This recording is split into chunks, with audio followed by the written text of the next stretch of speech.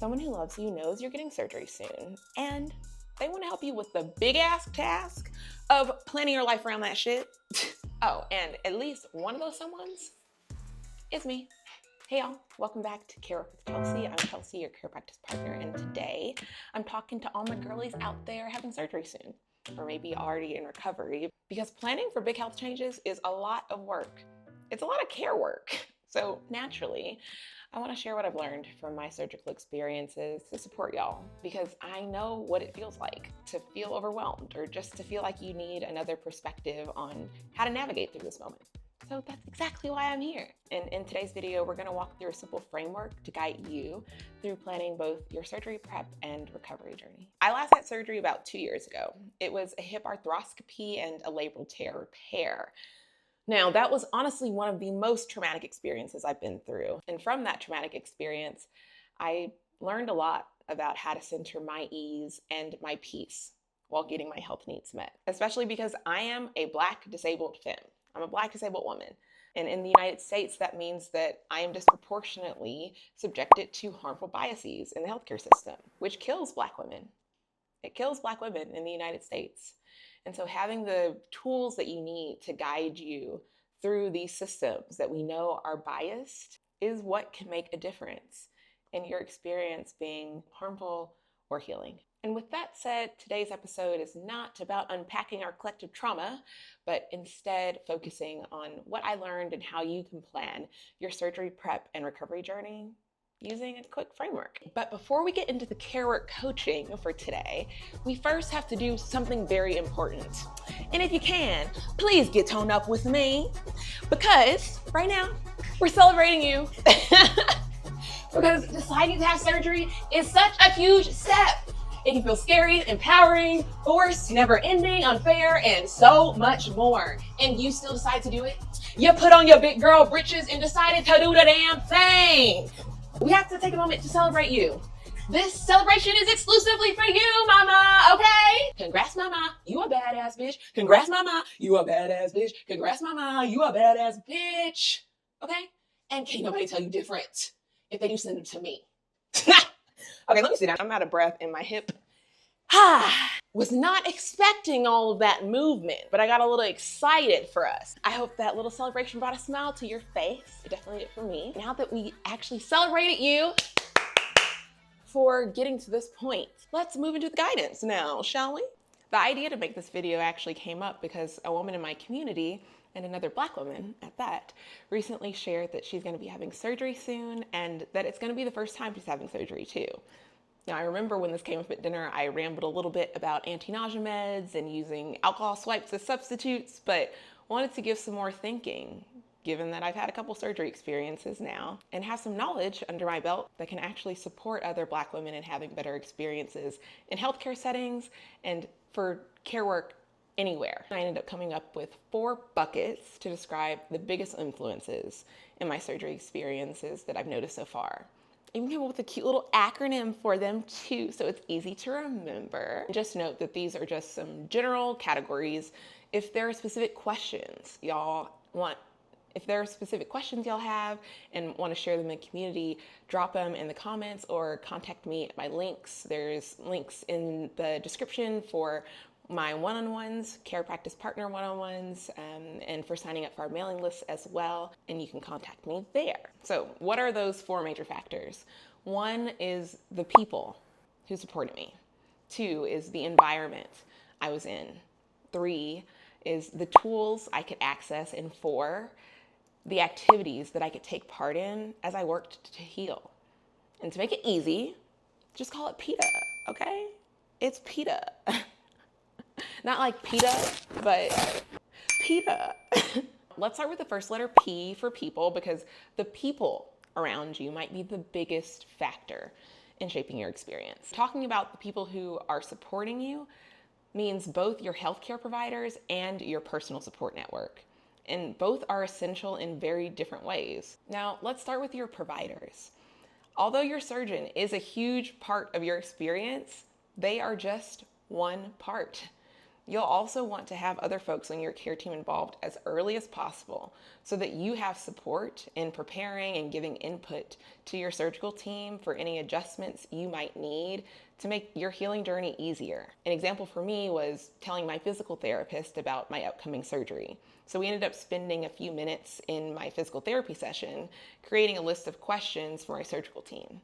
Then with my acupuncturist, we actually ended up adjusting my sessions to focus more on supporting my emotions about the surgery, in addition to, my typical body pains and things. And I found that collaborating with them before my surgery helped me feel more ready for what was ahead and more comfortable actually turning to them for support when there were things that came up during my recovery where I needed a bit extra support. So keeping them informed along the way was a huge game changer for me. As you think through how you can leverage the providers on your care team, you might also realize there's someone missing. Maybe you've been meaning to find a new therapist or even a new hairstylist, because both of these folks are care workers for you.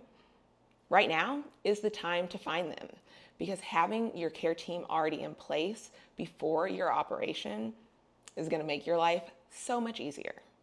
Just let me tell you. Trust me. Beyond your discrete care team providers, think about your personal support network too. These are folks like family, friends, neighbors who can help you practically and emotionally during this time. Each of them can bring something unique to your recovery process in both the positive and the negative. So just keep that in mind. And get specific with the people around you. Talk to them about exactly what would help you most, whether it's rides to appointments, help with meals, or even just regular check-ins. In my case, I asked a friend to come over about a week after surgery to help with laundry and light cleaning, because you'd be surprised how much can accumulate around you in your space with sudden changes in your mobility. And in this moment, it's essential to remember that it's not only okay for you to ask for support, it is very necessary. And that will require you to set aside the fears of feeling guilty or feeling like a burden, because it is your job right now to ask for what you need. It's not your job to tell yourself no. In the same vein, it's also okay to turn down offers of support, especially if those offers of support are coming from folks who you don't currently feel adequately supported or respected by. I had to have a very uncomfortable conversation with my mother, who was insisting she be here for my surgery. And while it was hard because I want a world where she can be there for me, I had to face the fact that our relationship was not in a place where I could focus on my healing in her presence. And I'd also encourage you to think through if there are folks in your life you might need to not necessarily block, but just allow more distance from, so you have the space that you need to focus on your healing. One way to tackle your preparation, I'd recommend taking some time, getting out a notepad and writing down the list of folks in your network, making notes by their names. Who do you want to support you with what kinds of things? How have these folks shown up for you in the past?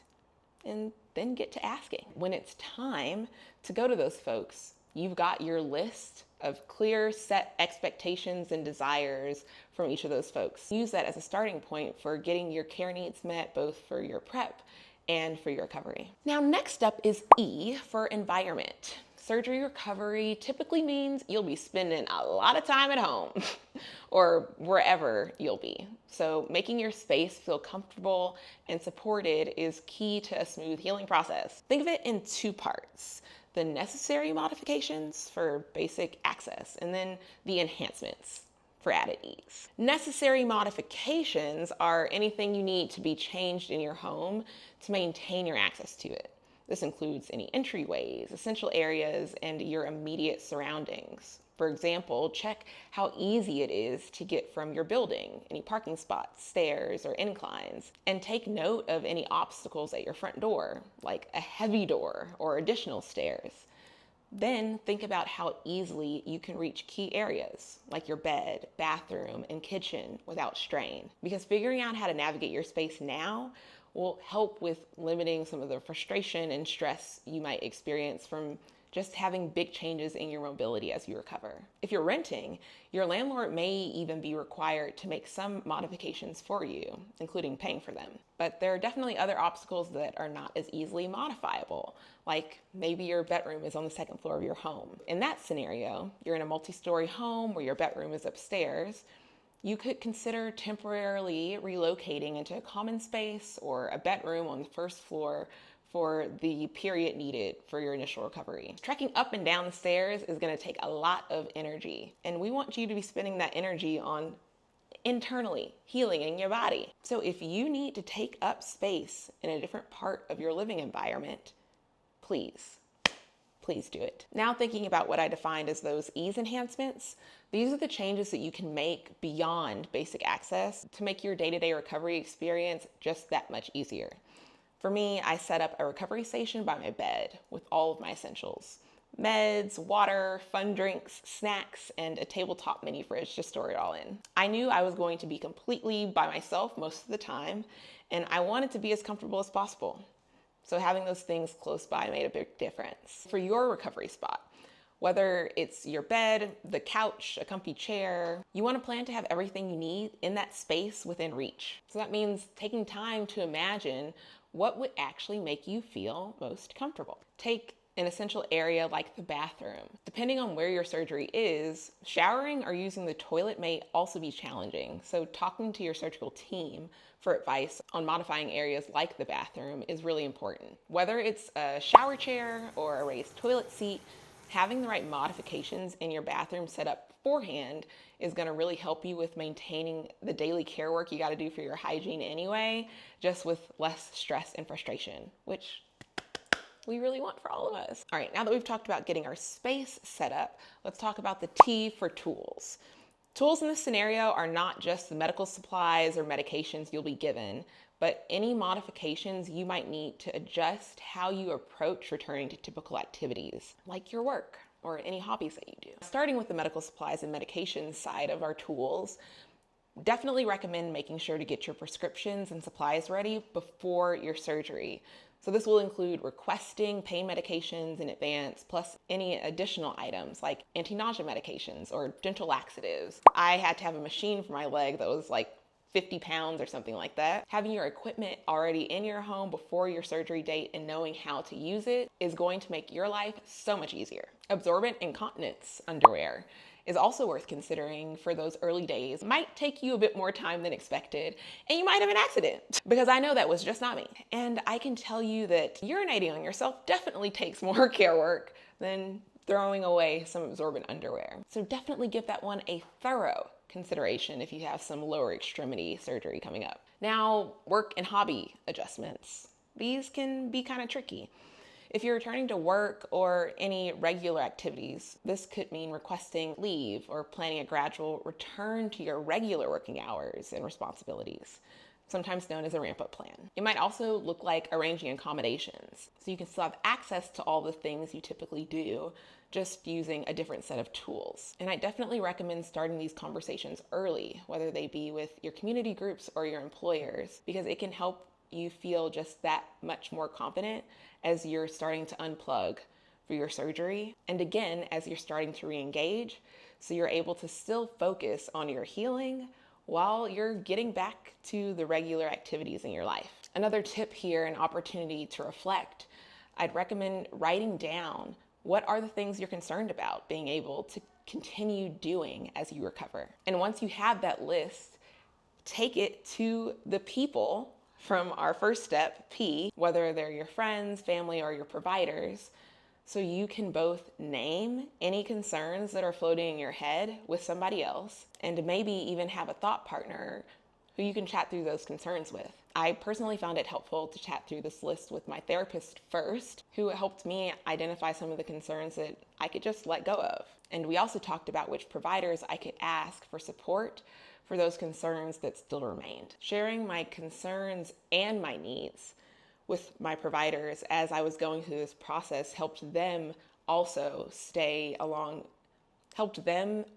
in coming along in that journey with me. And I will also say that sharing those concerns with my providers, with my people, was just one other tool that helped them in coming along the journey with me and helping them being supportive of me throughout that journey. And so that's also something to think about in terms of, how you can benefit from being vulnerable in this moment about what things don't feel good and things that you fear may happen. And last but not least, we're moving on to the A. Activities, honey, not Atlanta.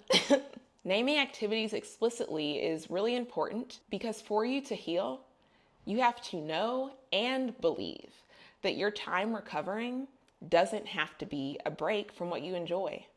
Recovery can feel so isolating in so many ways.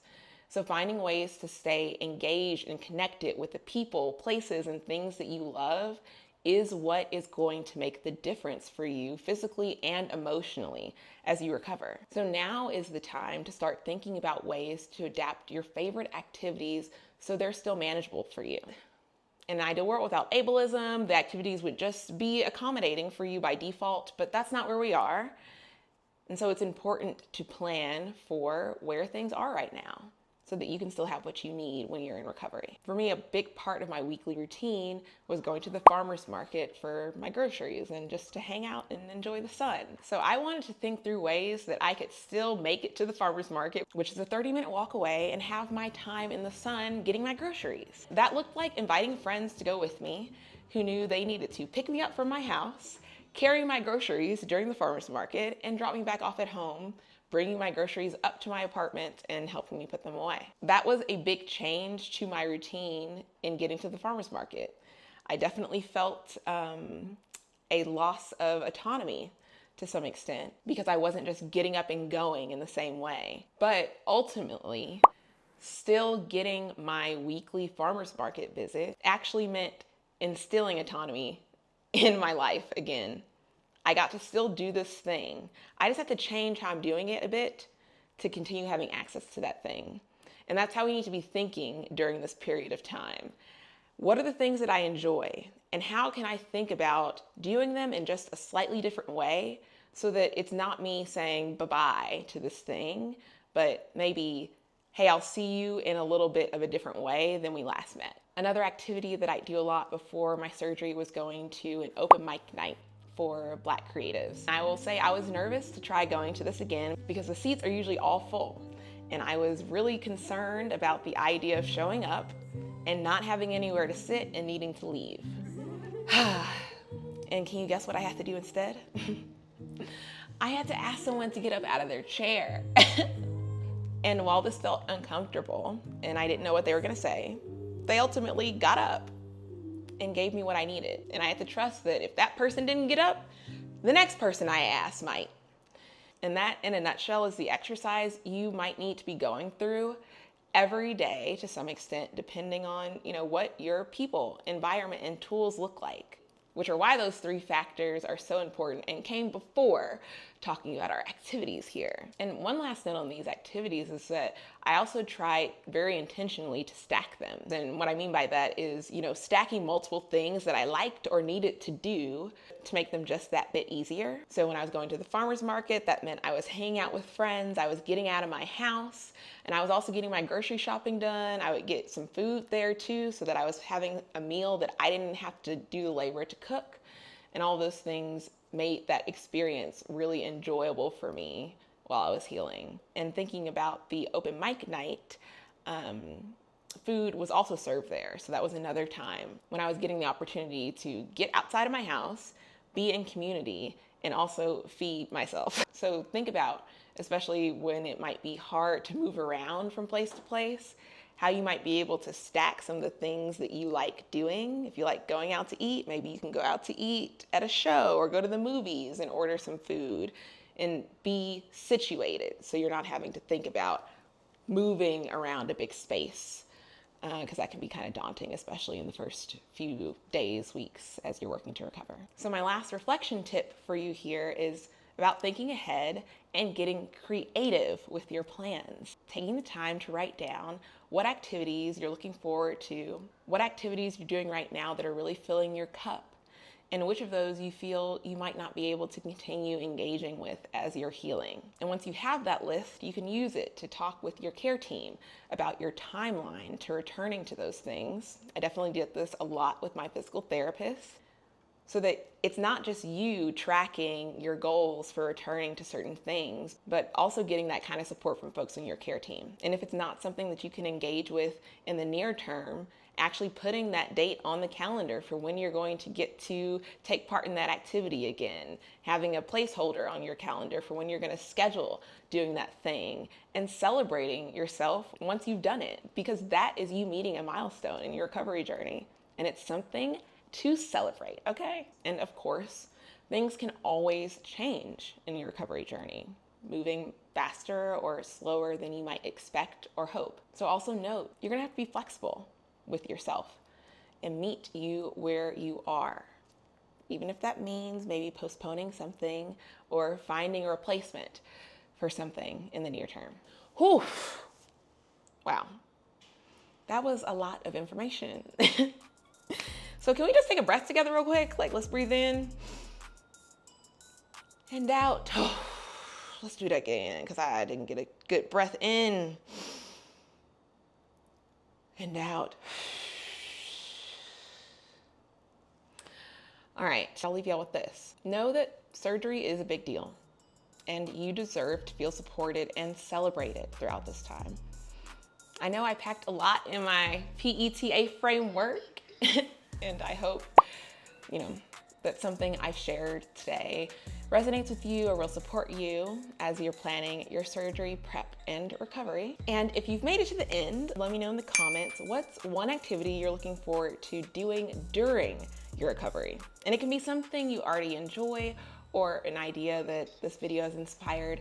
I just love to hear your plans and celebrate along with you in your journey. Oh, and if you're looking for more personalized support, book a care practice partner session with me, because together we can create your surgery prep and recovery plan together, tailored to your unique needs so you feel as prepared and supported as possible for your journey.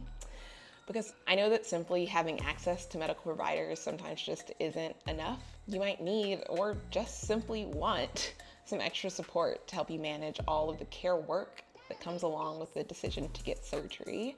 And I'm here as your care practice partner and coach to provide that kind of support exactly. So don't hesitate to reach out. All right, that's all from me today. I'll see y'all back here next week. I know I missed a week or two, had some IUD things that I might also share about going on that delayed me, and I have to do some care work for myself. So I'm happy to be back here with y'all, and can't wait to see you next week. Bye, y'all.